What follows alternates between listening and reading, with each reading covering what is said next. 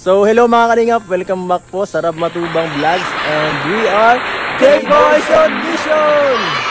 At ngayon pong araw, pinabisita sa amin ngayon ni Kalingap Rab, si Angel po.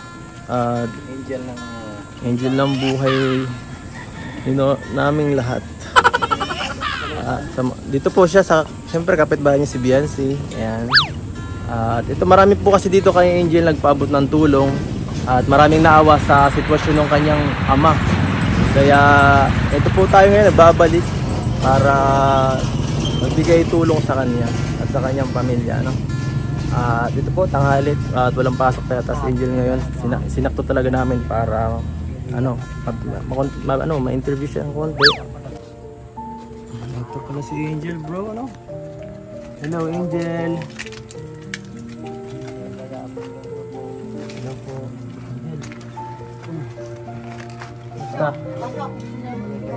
Magandang hapon po tay. Magandang hapon.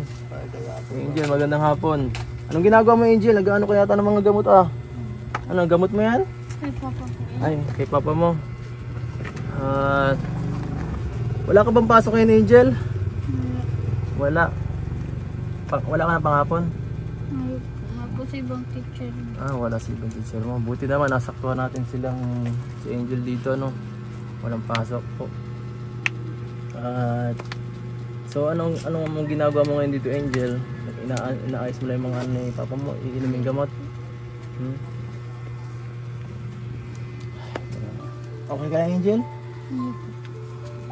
Nung nakaraang pag namin sa iyo dito, parang parang na-trauma ka sa nangyari kay papa mo. Lalo na sa ospital ng pag namin sa iyo ni Biancy, no? Hindi ka halos nagsasalita. Ang hirap mo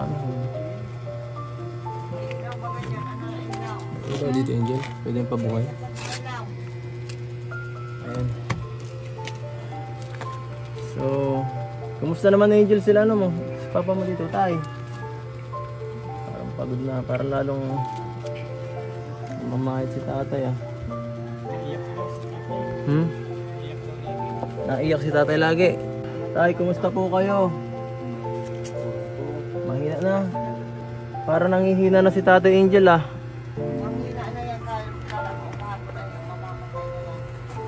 Akala daw po mamamatay na si tatay kahapon. Bakit po Angel? Nandito ko ba kahapon Angel? Ano nangyari? May pasok?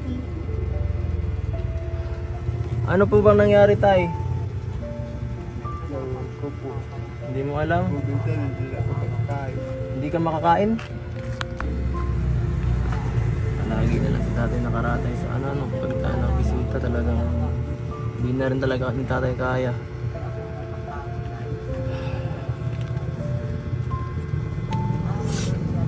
Angel, dito ka. Angel, lagayin ka na? Hindi pa. Tapos na po. Tapos na.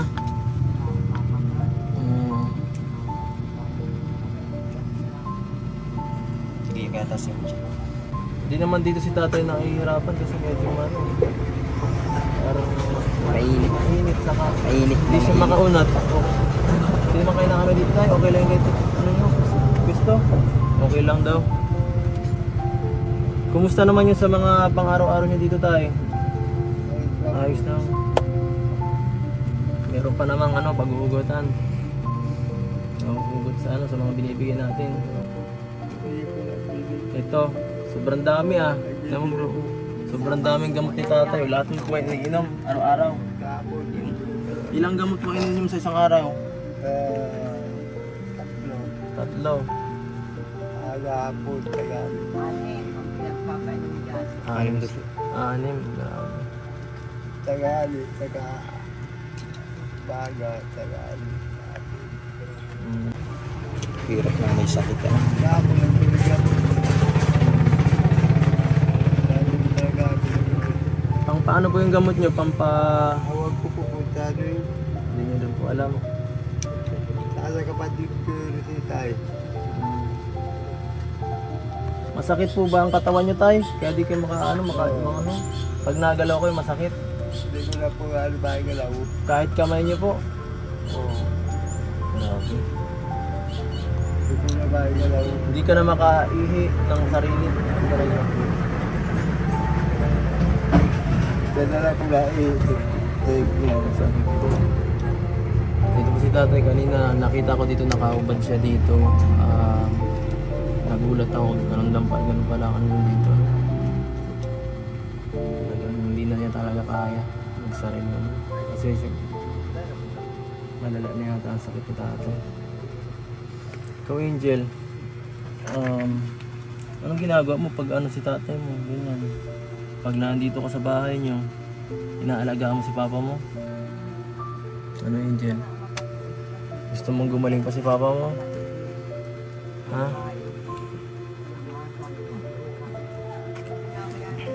Bakit di ka makapagsalita, Angel? Ha? Wala. Kamusta pala yung kapatid niya? Di ba akala ko mapunta yung kapatid niya dito? Yung nasa Rapu-Rapu. Ha? Saan? Lapu-lapu? Rapu-Rapu sa Bicol. Siya nga. Angel, tunay mong kapatid yun? Hindi ka dito binisita nung nangyari yung yung nahimatay ka, nagkasakit ka. Hindi. Akala ko kasi mapunta dito yun nung nagpunta ko. Pero kinamusta ka niya.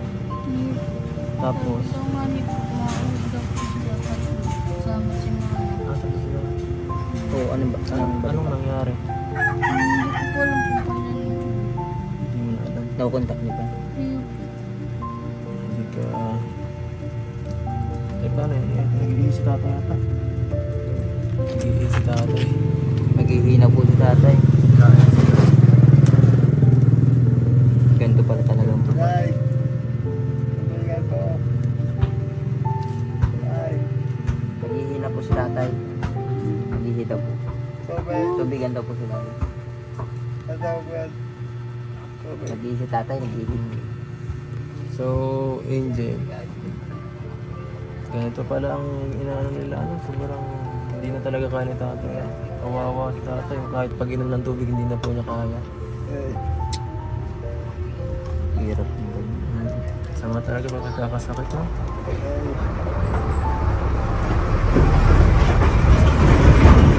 Anong problema? Bakit di nakawin? Siya nga.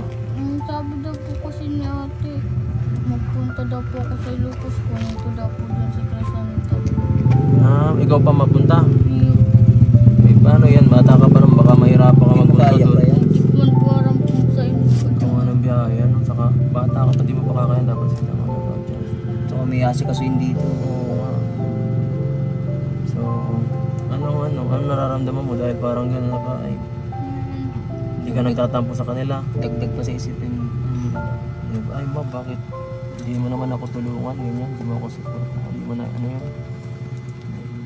Nakakapag ano ka minsan. Nakakapag-isip ka ng ganyan. Or wala lang. Naisip mo din? Naisip ko yun. Pag ganun ba, nalulungkot ka, Angel, or anong nararamdaman mo pagka ganyan na parang feeling mo ay lang, parang solo ka lang, ano? Solo lang. Walang, parang feeling mo minsan parang nag-iisa ka sa buhay. Hirap po. Naiisip mo yung ganun minsan, Angel? Dito ba may... Paano ba ito? Higit sa pakaramdam yung ganyan eh, parang sulo ka lang. Talagang Kasama yung- kahit sino naman ay sa mundo ng ay walang may gustong magpapag-isa. Siyempre gusto lahat natin may karamay. May Kaya may pamilya, dapat ano yan. tama. Karamay dapat. Hirap yun. At dito lang naman kami, Angel. Ano? So kahit ganun pa man ang mangyayari sa inyo, sa iyo, nandito pa rin sila Kuya Rap mo, kaming mga kasama niya para umalala. Sila Biancy, kapit bahay, pinsan mo. Bisita ka sa kanila para kahit pa paano malibang ka, hindi ka masyadong maging malungkot, ha? Huwag ka masyadong negative, ha? Baka puro negative na iisip mo, mahirap yan. Baka makaisip ka na kung mas mahirap ng ganun. Siguro yung nakarang inimitay sa yung sa sobrang stress sa pag-iisip yun. Oo. Bakit nangyari yun sa Angel yung nahimatay ka dati? Bakit natingin mo tungkol sa ano? Ano ba mga pinaganggawa mo nun? Sa sobrang pag-iisip ba? Ha? Ano po? Ano Angel? Parang yung puyat yung mga Ah, yun ba? Tungkol dyan sa puyat. Madami ka rin iniisip nun. Wala ka ng dugo.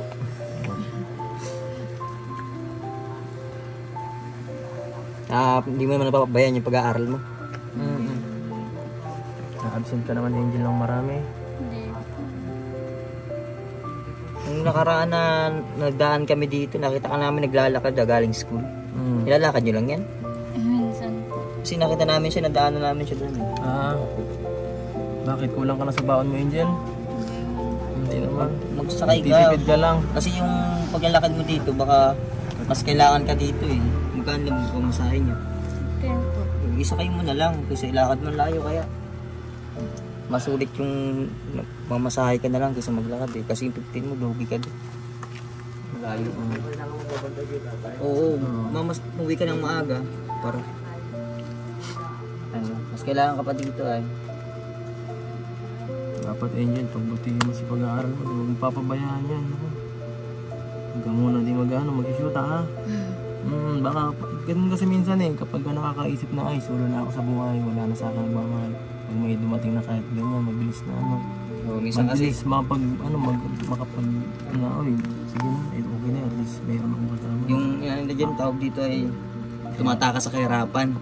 Nakakala nila nakatakas na sila.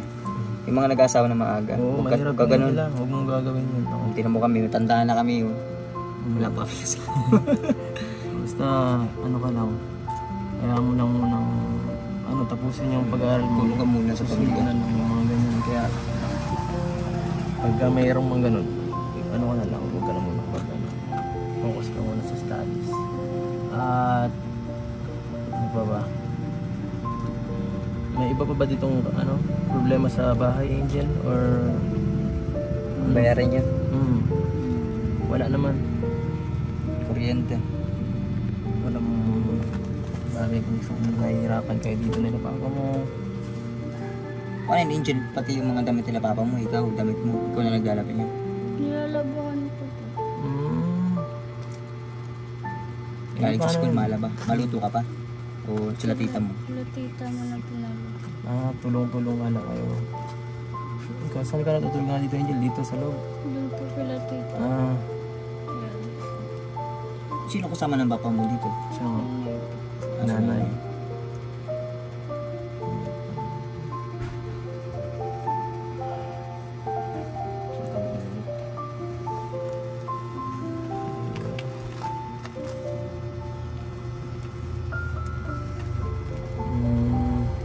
Franz, baka may gusto kang May payo. payo or Bible verse.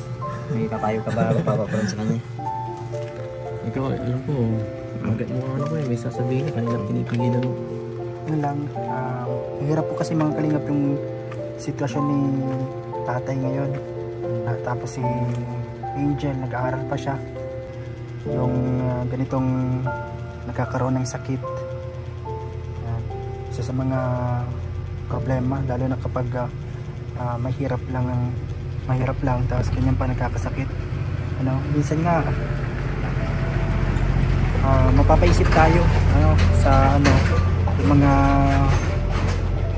nangyayari sa atin, lalo na sa nila Angel, ganyan sa tatay niya, masipag siya magtrabaho.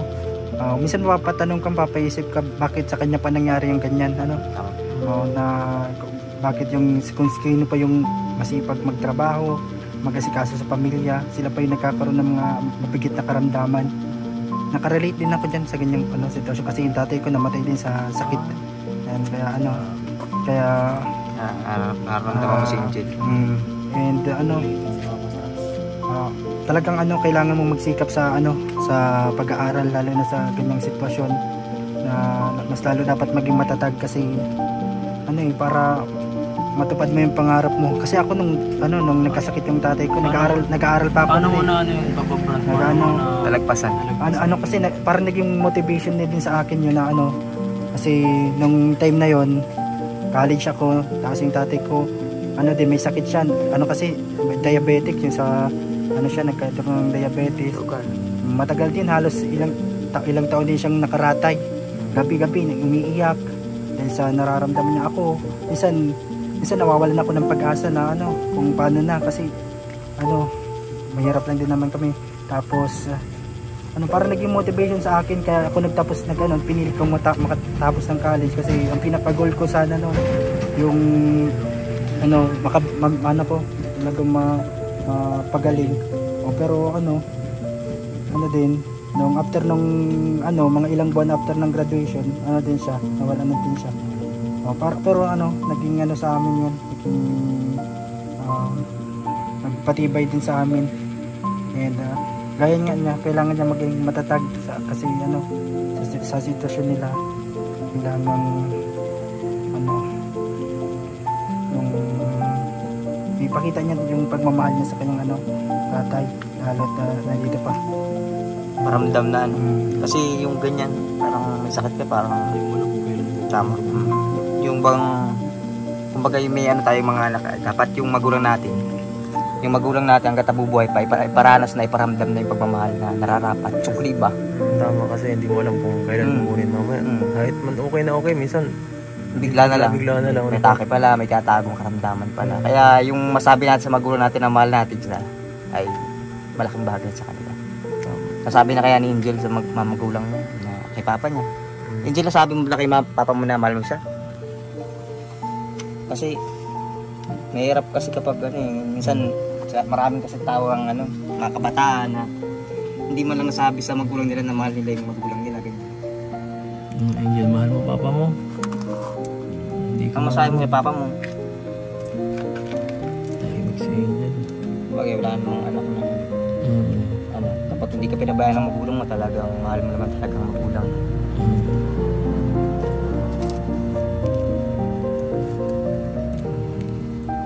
Tahimik si Angel. Siguro na niya, naramdaman niya yung mga sinabi ni Papa Franz sa kasi ni Norman. Okay ka lang, Angel? Kaya mo yan. Kaya niyo ni Papa mo. Malalagpasan niyo rin yan. Itong mga kahit ang problema na dinadaanas ng pamilya.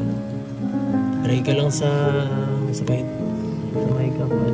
Pray ka lang magdasal. Sa Diyos, pray ka lang para malay mo matupad. Ano yun, tawag dito? Sa ni Pastor Riar. Sabi niya sa pag-aaral, kapag ka raw sa Panginoon, yung malapit ka, parang hindi ka nakakalimot. Mas madalas daw naman narinig ang panalangin. Kaya yun lang, yun ang sa kanya.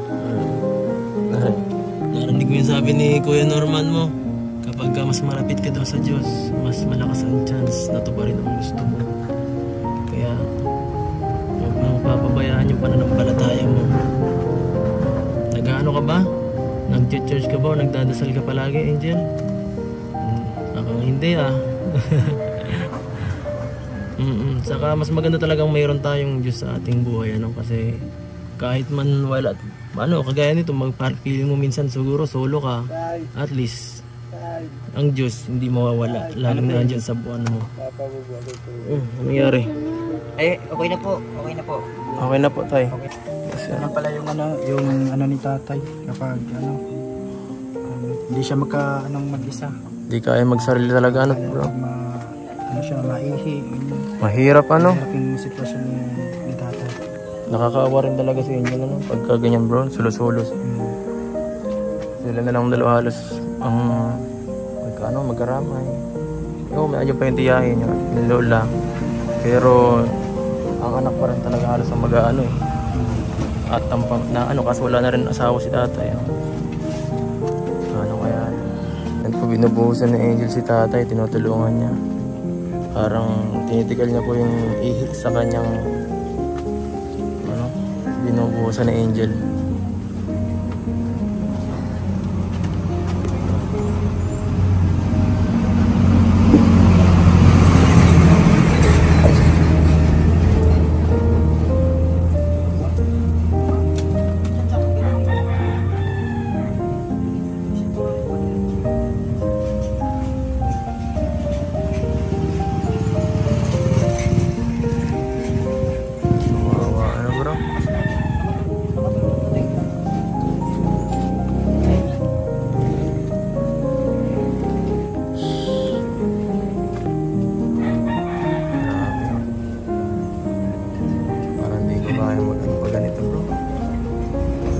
Kawawa sila Angel.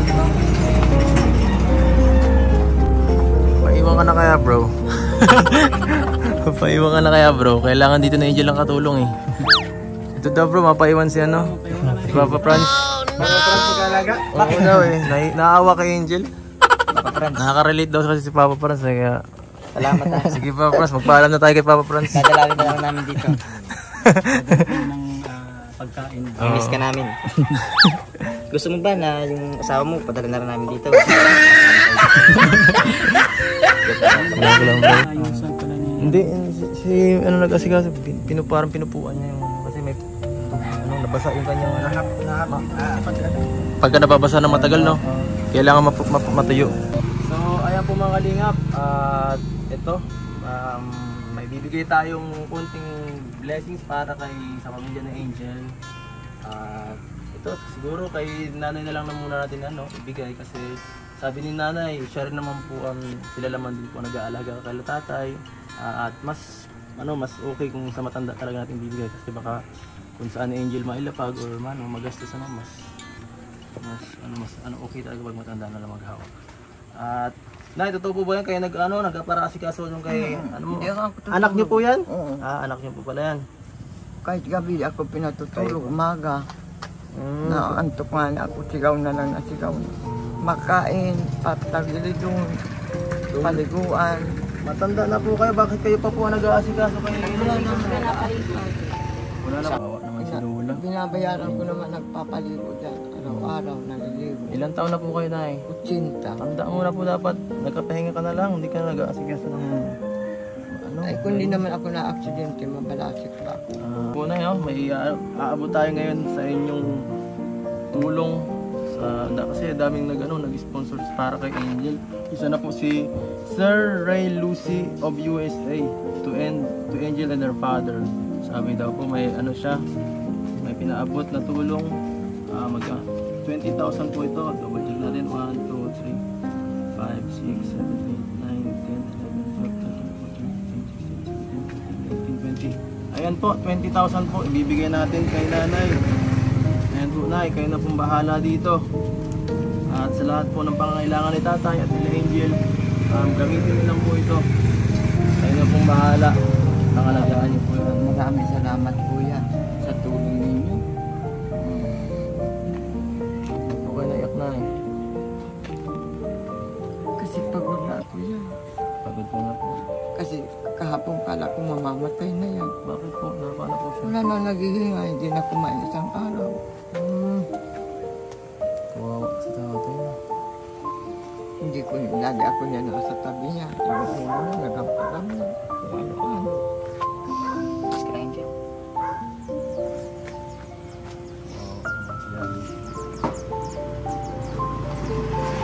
Gusto kong sabihin sa mga tumulong sa inyo tayo, ay nay. Maraming salamat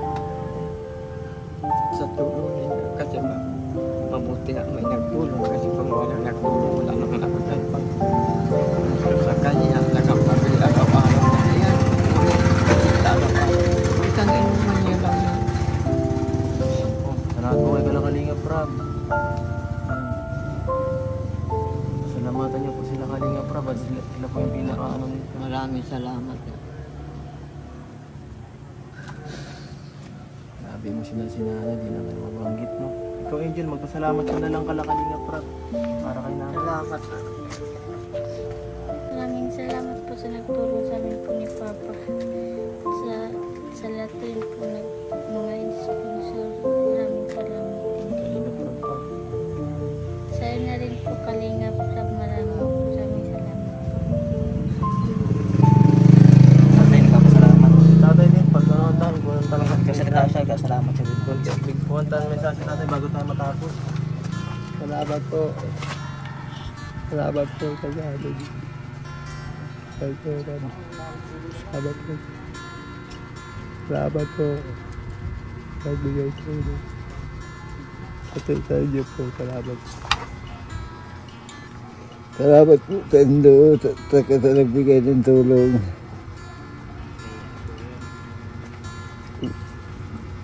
Ayan po mga kalingap. At ito po mga kalingap, ibigay na natin yung tulong para kala Angel. At ayan po mga kalingap, at nabisita natin sila Angel at ang kanyang pamilya. At grabe, sobrang naghihingiran na si tatay. Halos hindi na natin alam kung ano mangyari dito. Sana pag-pray po natin silang mag-anak para mas maging mabuting nila dito kalagayan. At salamat po sa mga nag-sponsor sa kanila, si Ma'am Lucy of USA. Ayan, siyempre salamat din sa Kalingap Rap na at pinabalikan sila ulit. Ito po, magpapaalam na po kami hanggang sa susunod na lang po ulit.